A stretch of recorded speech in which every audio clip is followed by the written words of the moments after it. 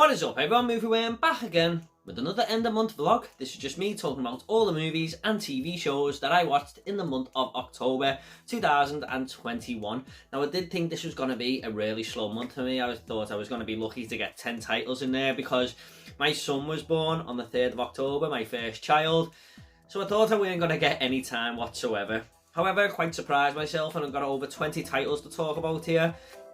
But it's starting to get a little bit harder now, so November might actually be the slow month. We'll wait and see. Hopefully it does get better pretty damn soon. But there are 2 TV shows I've been watching. I will talk about one of them. The other one is Chucky. Now I'll talk about more of that in November. I think it finishes in November. I talk about TV shows when I finish them. But I'm really enjoying it so far. It's been quite decent and I just love the character of Chucky. But some of these movies are on Blu-ray, some of them are streamed, some of them were at the cinema. So without further ado, let's get into the first title that I watched. And this is the first American Pie film out of this 4-movie box set. And I'll just move it over here so you can see the movie poster. Yeah, I mean, I think I come home from the hospital and I was really tired. And my fiance had to stay in overnight for a few days. And I was just on my own in the house and I was just so tired. I thought, you know what, I'm just going to have a beer and put American Pie on. Something simple, because I weren't allowed to stay in with her for longer than 3 hours. So I put American Pie on and I just wanted something feel good. Something simple, something you don't have to pay too much attention to. I've always loved this film. I remember my mum and dad wouldn't let me watch it when I was younger because of the sexual content in it when it first came out. But this is a movie I've grew to love over the years. It's just a nice, simple story that just works because of all the great characters, especially Stifler. But these 4 friends, you know, I just really make this pact to lose the virginity on prom night, and it's just nice and simple. One of the best comedies I feel that's ever been made, especially the teen high school comedies. It stands the test of time, although if this was made now, I do feel like a lot of people would be outraged about Jim filming Nadia in a bedroom when she strips off and stuff. Probably rightly so. But yeah, I love this movie. It's one of the best my favourite comedies, probably in my top 10. So after that, I watched American Pie 2. Yes. Now I've always thought that this was the more superior film because there's so many more funnier moments. It just builds upon what the first one gave us and expands on it.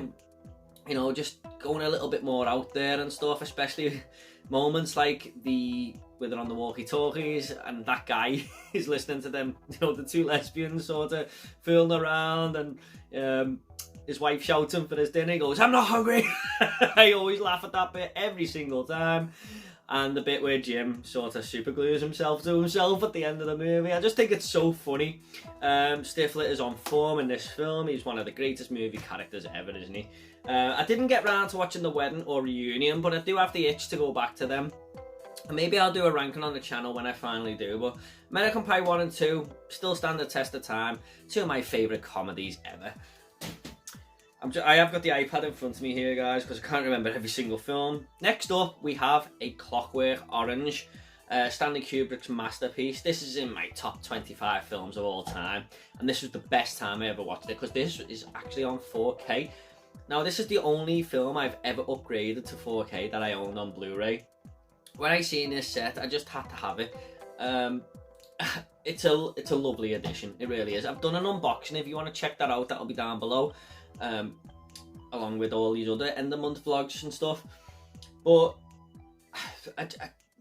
I love the picture quality on this. You know, it's darker than the Blu-ray. The Blu-ray is more colourful, but the Blu-ray is more blurred, and this is just more crisp, if you get me. I mean, it's not as colourful, but more crisp and more detailed, and especially the opening where you see Alex's face and stuff. It's all the details there. But yeah, this just confirmed that this is one of the best movies ever made. I love each act, you know, just works brilliantly. Like the first act, you got Alex and his droogs just causing mayhem.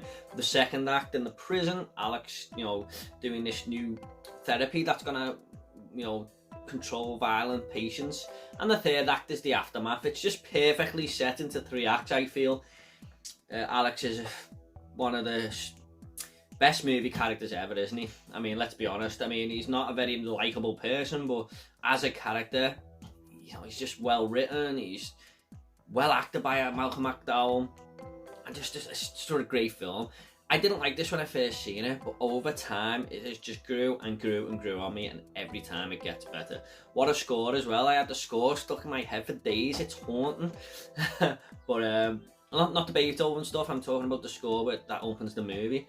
But yeah, I love Clockwork Orange. Just one of the best films ever made.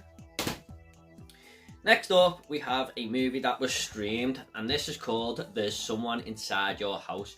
And I have done a mini review for this on the channel in my review roundup video. I'll leave that down below as well. That'll be on my movie review playlist for 2021. I looked at the poster for this and thought I am going to watch that instantly, because we just had the Fear Street films from Netflix. And I thought they were pretty decent, so I thought, is Netflix building on the slasher genre here? I'm just going to get involved with this, and oh man, this had a ton of problems. It had a great opening scene, and everything after that is just spiraling downwards. The characters were so unlikable. I didn't care if any of them died. It had a cool concept with the killer making masks of the next victim he's gonna kill. But just so many things didn't work. It felt like a Netflix original, you know, one of the bad Netflix originals that used to come out when the streaming service first came. It was just a very, very bad movie, I thought. And the reveal at the end of the killer, oh my god, I just wanted to just switch it off. I was just thinking, this over explanation of this killer, just why he's doing these things and stuff, and I was like, and I guessed who it was, which is an even worse thing for a whodunit movie. It's not a very good film, and it's in one of my least favourite films of the year, I'm not gonna lie, which is a shame. Next up, we have another Netflix original, which is one of my favourite films of the year, and that is The Guilty with Jake Gyllenhaal. This is about a detective who gets demoted to a call dispatch desk, where he just has to answer 911 calls and stuff. And it all takes place in the one room, so if you can imagine films like Buried and Lock, it's that kind of film. But it's all done through dialogue here, so you just see Jake Gyllenhaal talking to people on the phone, and this woman phones who's been kidnapped by her ex-partner, and he is determined to help her. He will do anything by any means to save this woman, and you know, he's arguing with people on the phone and stuff to try and get people to her to help her. But what I love about this film more than anything, you have to imagine scenarios in your head, and you can see the picture perfectly even though it's not on screen. It all just works so well. It's so well done, and I really needed something like this, something different. And Jake Gyllenhaal was fabulous in this film, even though it's just a Netflix original that's been streamed. I think it's one of his best performances ever. So that is The Guilty. Next up, we have The Green Knight on Amazon Prime. I watched this. I love the whole look of this film. The cinematography is beautiful. One of the best looking films I've seen all year. But it's a bit of a strange one. Some people might see this as arty-farty nonsense. But, you know, it doesn't follow your typical formula movie path that, you know, America and many mainstream movies put out there. And this is basically about Sir Gawain, I think his name is. He it's kind of hard to explain. He inflicts some damage on this Green Knight character, and the Green Knight says, I get to do it to you a year later, and you have to come to me, and it all happens on Christmas Day. It's sort of like a blow for a bow, an eye for an eye type of story. I don't want to give too much away, but at the end I was scratching my head a little bit, and then when I looked up what it all meant and it started to come together, I thought it was a really clever film actually. But where this film really shines more than anywhere is the visuals. I mean, it's just so beautiful to look at. Even though it didn't have a deep story, it was just a gorgeous looking film. So yeah, I really like The Green Knight. I thought it was really decent. I've done a review for that as well. That'll be down below. Well, a 2-minute, 3-minute review, you know, one of my shorter ones. Next up is a movie I have owned now for about 5 years on Blu-ray, and I finally watched it. I did watch this a while ago. I only got an hour in, and I very rarely turn films off, but I didn't have a clue what was happening. I was tired watching it, but this time I did sort of get it. Now, I haven't watched the TV show. I've heard you meant to, but I haven't. And I just thought, I haven't got time to go through 15 episodes of something that I'm not too interested in, but that is Serenity. I really enjoyed this. You know, this is just, it's about this I think that they're like bounty hunters, but they do jobs for people, basically, this spacecraft team. And they find this girl who's like the ultimate weapon and stuff, and they have to protect her at all costs because all people are coming after her, and this team has to sort of protect her, if you like. I thought it was a really, really decent action film, actually. I really enjoyed it, even though I did get a little bit lost in the third act. I don't know if you have to see the TV show for that. I thought it was still an enjoyable movie, quite good looking as well, decent characters. Has it made me want to watch the TV show Firefly? Not really, but I'm glad I finally watched it because I've just owned this for way too long. I done an unwatched movie list not long ago, all the Blu-rays I've watched in my unwatched in my collection, and this has been there for the longest out of all of them, so I finally got round to it, and I thought it was quite good. Next up we have one of the best movies I've watched this month. By the way, I didn't mention that Clockwork Orange was my older pick of the month, but you know, you've probably seen it on the screen underneath that it was the older pick of the month. I forgot to mention that, but that is my older pick of the month. This was very close. This is Film Stars Don't Die in Liverpool, starring Jamie Bell and Annette Bening, who I absolutely love in American Beauty. Love it in that film. So I was excited to see it in this, especially that it takes place in my hometown of Liverpool. And this is about, I think it's the actress Gloria Graham, that's her name, and she has this love interest, Jamie Bell, who's like 30, 40 years younger than her or something like that, and they're sort of in love, basically. But she kind of breaks up with him and comes back to Liverpool where he lives, and he gets back with her, but she's not very well. She's like ill and stuff. But it's a true story. I really enjoyed it. I mean, it's just not really my usual go-to film, a drama romance, but it surprised the hell out of me. I couldn't take my eyes off it. Great performances, great story going for it, nicely shot, you know. I thought the streets of Liverpool looked decent for the few that we get. And at one point they even shout Everton in the movie, which is my favourite football team, so there you go. But yeah, I actually watched these two in a double bill to myself. The baby was out with my girlfriend, and I just thought, you know what, I'm just going to watch these two because they've been on my watch list for a while in my Blu-ray collection, and it was just a great night. You know, I had a few beers and watched these two films, so really, really enjoyed that little double bill there. Couldn't have got two more different films if I tried. Next up we have a TV show that everyone has been watching this month. It's been the most talked about show on Netflix this month, and that is Squid Game. Now, my dad first told me about this. He was the first person to speak about it. I think he started watching it the day it come out, and I work with my dad, so he was telling me and my cousin about it. Then my cousin started watching it, and he said it was great, and then everyone on social media was starting to talk about this show, so I thought, you know what, I've got to try this out. It sounds like my cup of tea.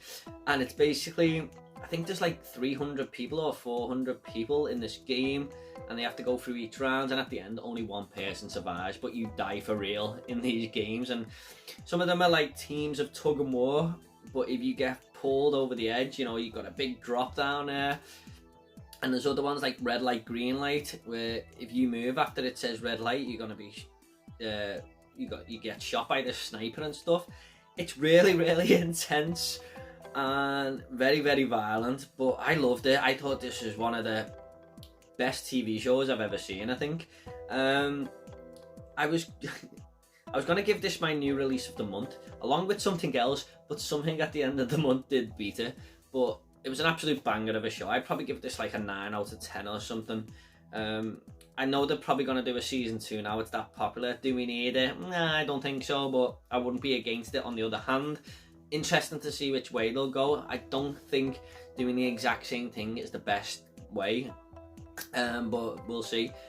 Great twist at the end as well. Great characters in this, you know, you do latch onto the main character, but there's all these other side characters. Some of them are horrible, some of them become friends with the main protagonist, and that makes you like them even more.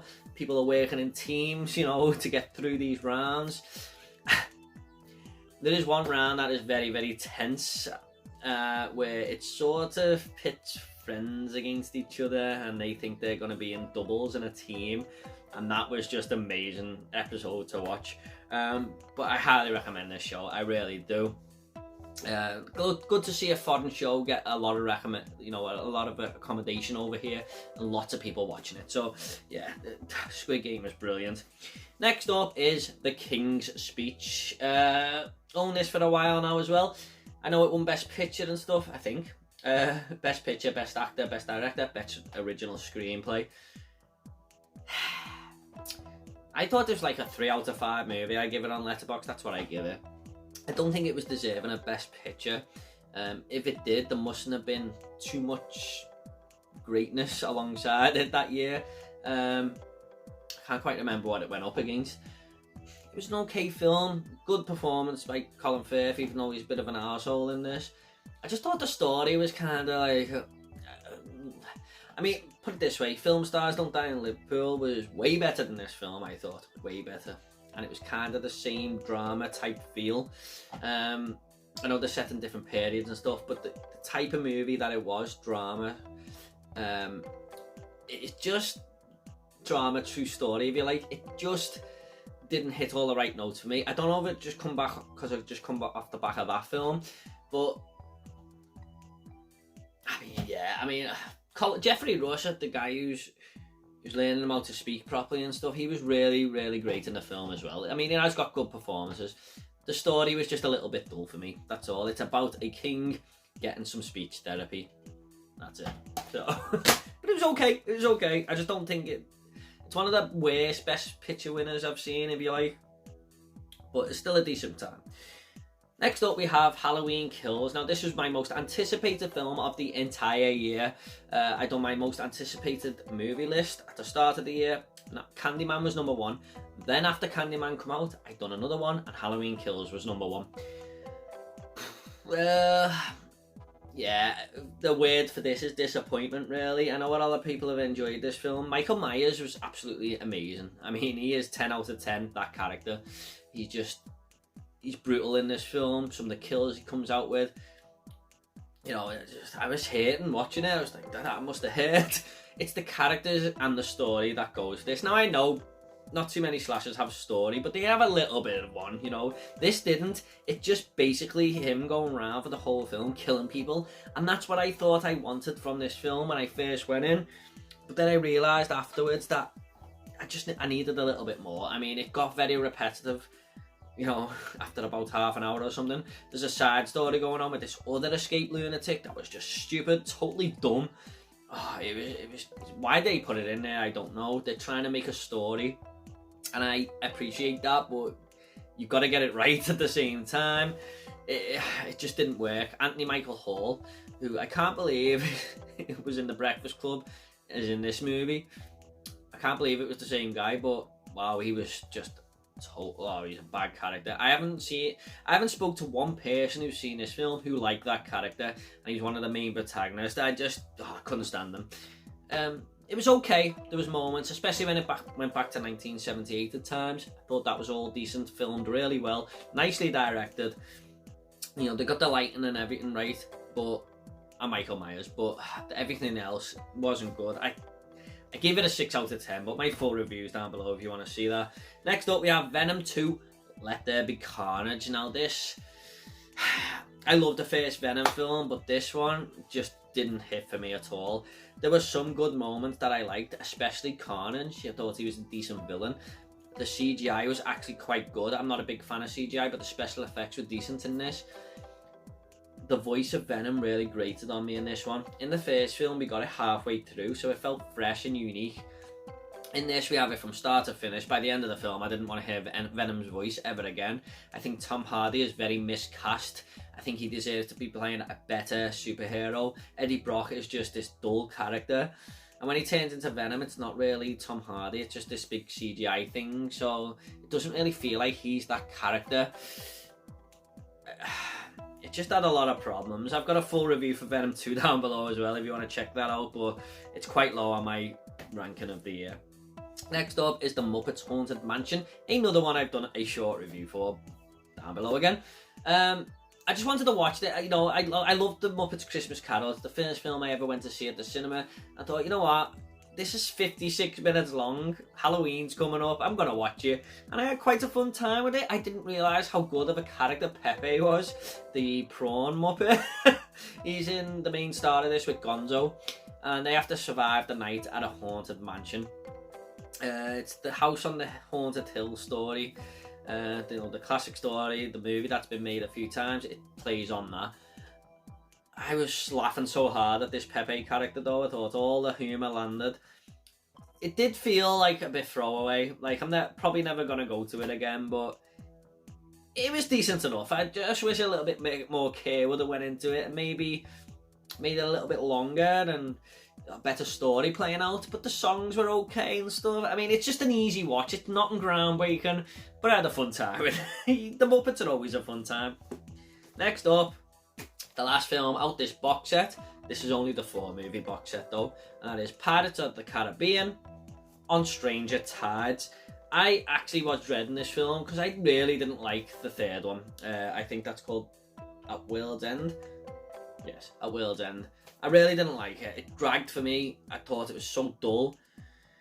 But this one was way better. I mean, I actually like the second one and this one the best out the 4. I know that's probably an unpopular opinion. I think the second one's highly regarded. But I had a fun time with it. I thought Jack Sparrow was really fun in this, like he always is. You know, he's the main draw to these films. He's the best thing about all of them, I feel. Putting Penelope Cruz in there, great character as well. And basically, I can't remember what they're after. It's something, I think it gives internal life or something. And they need Jack Sparrow to get there. Something like that. I can't quite remember the full details of the story, but I did think it was one of the better Pirates of the Caribbean films. I'm not going to lie though, this isn't a franchise that I love. I know a lot of people do, but it's not one that really hits home for me. I'm not really in any rush to pick the 5th movie up or even watch it on Disney Plus, but I'm glad to have watched all these. Like I said, I've been trying to get through all my unwatched Blu-rays. I have one left. One.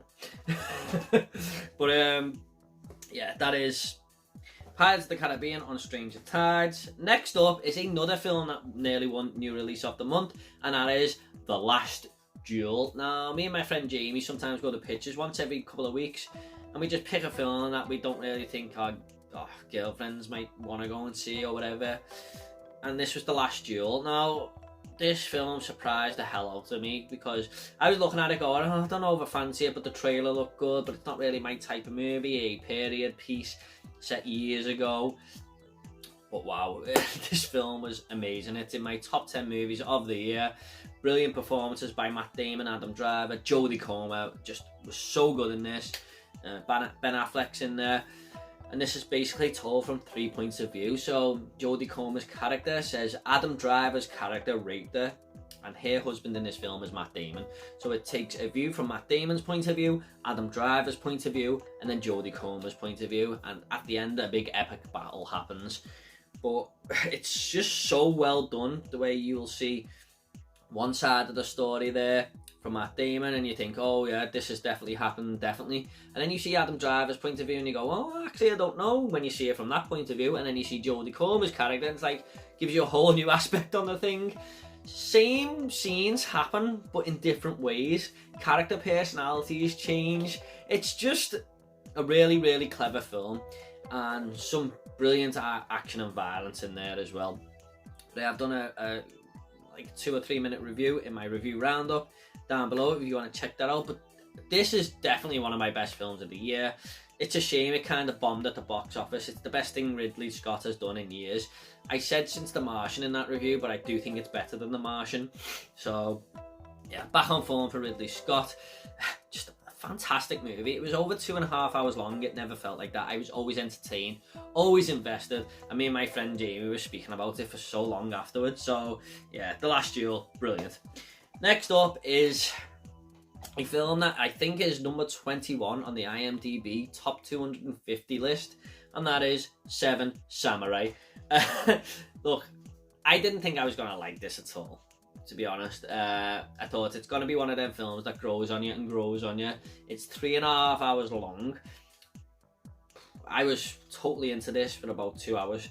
You know, I was just like, this is a really great story. It's about these farmers who are going to get robbed by these bandits, and they hire 7 samurais to come and protect their village. But these farmers are just living this horrible life. They're so poor, they're paying the samurai with food, basically. And they just live the worst lives. You know, they're always upset and depressed and stuff, and then these bandits are going to make their lives even worse. I really felt for these farmers, you did, but the samurai were all great characters and stuff. It's when it got to the 3rd act and this big battle starts to happen with the bandits and stuff, kind of lost me. I was just like, I don't know if it was because I was tired and the movie was dragging a little bit there. But I would not be against giving this another go, even though it's 3.5 hours long. I did like it. I did, especially the first 2 hours. The 3rd act wasn't bad or anything. It was just not as interesting as the first 2 hours, in my opinion. This guy on the front, what a character he was. I forgot his name, but he was so great. He was the best thing about the entire film, actually. But I'll watch this again one day. I will. I can't just watch that movie once and think it was okay when so many people regard it as one of the best. So next up is one of my most anticipated films of the year, and that is Dune from 2021. Of course, it's from then. Visually stunning, visually one of the best looking films I've seen, alongside The Green Knight. Them 2 films are probably the best looking films I've seen all year. In fact, weirdly, along with another one I'm going to speak about in a minute, if I was going to do my top 3 best looking movies, all 3 would be in it. I'll speak about that one in a minute. But I think the story here kind of lost me. I mean, kind of like 7 Samurai, I was really into this. But at least an hour, I was just loving learning about all these characters, these different planets, these different houses going against each other to try and get this spice. I was really, really invested. And then it just started to get a little bit complex. Now, I know this is meant to be one of the hardest novels to put on film. And a lot of people are saying Denis Villeneuve has done a great job of this. I'm sure he has. But this is another one that I'm going to have to rewatch. I did like it. There was many things to like, especially some of the characters and like I said, the visuals. But I need to give this another go. I know we're getting a part 2 soon. Hopefully it'll all make sense when the trilogy is done. I think it's going to be a trilogy. Yeah, it was just missing something for me. I think I need to understand the story a bit more. Like I said, on rewatch, I think that will come. But it's still a good film, it still is. Next up is a movie out of this box set. And we're just going to talk about the first one today on 4K, and that is Children of the Corn. My friend Kyle's always telling me about this film, said it's great and stuff. Linda Hamilton's in this, so I was really looking forward to it. I haven't seen her in many films, even though she plays one of my favourite characters of all time, Sarah Connor, especially in Terminator 2. And she was decent in this, you know, but this movie was kind of a disappointment for me. I thought there was so many good things to it, especially the opening scene where the kids just kill off all the adults there in that cafe. This character was so sinister. I forgot his name, Isaac. It's okay. I didn't love it though. It's kind of a shame really, because I was so excited to get this box set from Arrow. And I'm not really looking forward to 2 and 3 now. By the way, when I said I've got my unwatched list down to 1, that is the list I've had for many, many years. This is in my new list now. There's about 5 new films in that. It's the weird OCD thing I have. But yeah, I will watch it again. I will, because it's only like an hour and 30 minutes easy watch. But it just didn't quite hit home for me. There's some creepy moments and stuff, but ultimately it's a little bit dated. Looked great on 4K though, the picture quality was fantastic for an old movie like this. Shame the other 2 aren't in 4K. One of my least favourite Stephen King films, I think though, but yeah, I might give it another go. It'd be such a shame not to, actually, because of this box set I own, you know. If you want to see me unbox that, that'll be in the unboxing down below as well. Next up, I bought this because Halloween was coming up. We have Batman The Long Halloween Part 1 and The Long Halloween Part 2.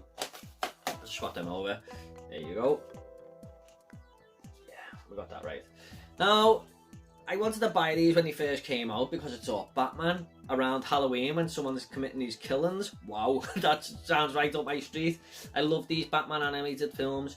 These two were fairly decent. The title is a little bit misleading though. I get why it's called The Long Halloween, but it doesn't all take place on Halloween. It's about a killer who is going around every single holiday. So you get Valentine's Day, Christmas, New Year, and people are getting killed. But it does come back to Halloween again, so it's a full year that this killer is going around killing people, and Batman has to get to the bottom of it with all these Batman villains thrown into the mix. It's a really fun time. I enjoyed both of these. I did like part 2 a little bit better. Most people I've spoke to enjoyed part 1 better, and that's mainly because the Joker takes a huge chunk of that up, I think. Maybe I'm wrong, I don't know, but I think that's what it's because of. But I found Two-Face's story way more interesting, actually.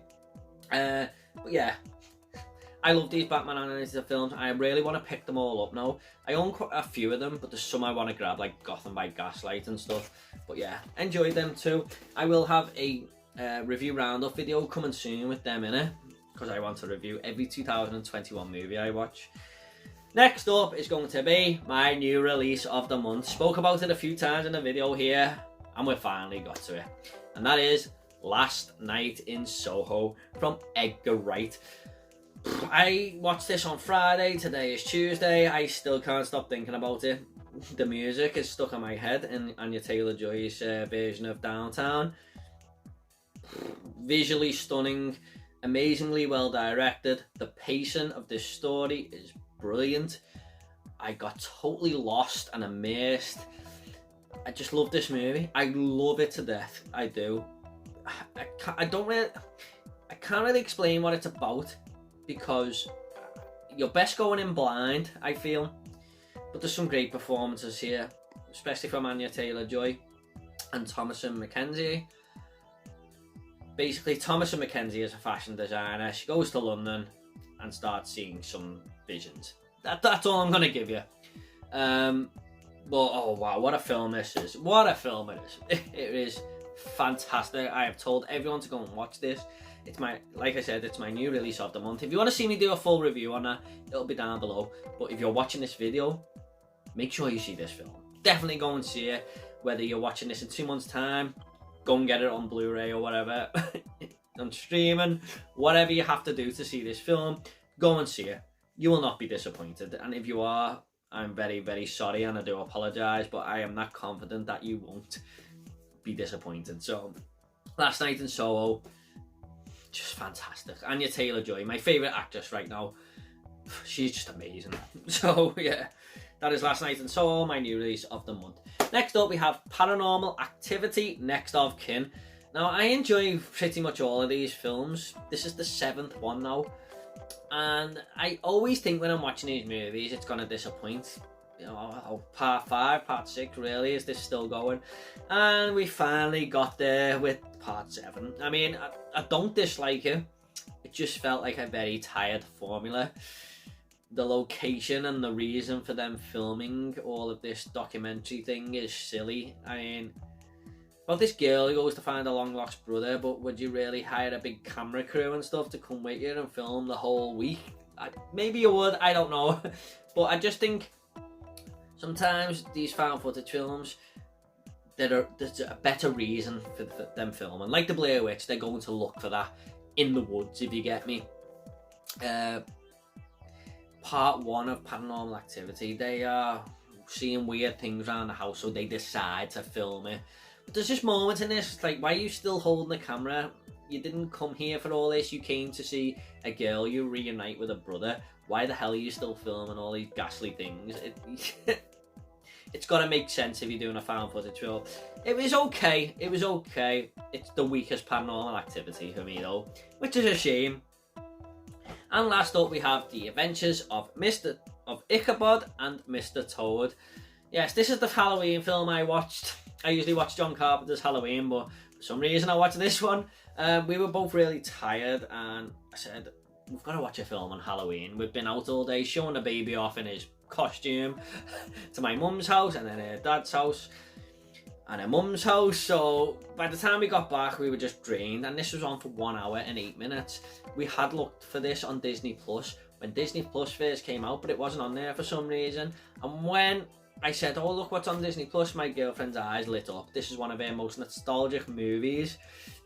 So when I seen her face light up, I just thought, you know what, come on, I'll watch it. This is really strange actually. This is 2 stories in one that take about 30 odd minutes for each one. They couldn't be totally different if they tried. One of them's about a toad who's kind of a con man, and the other one is about the Headless Horseman in Sleepy Hollow. So the way they're merged together is kind of weird. I suppose it had Halloween aspects to it, with it being a Sleepy Hollow story. But I enjoyed it. It was okay. The animation is from the 1940s. But my fiance loves the Ichabod Crane story more.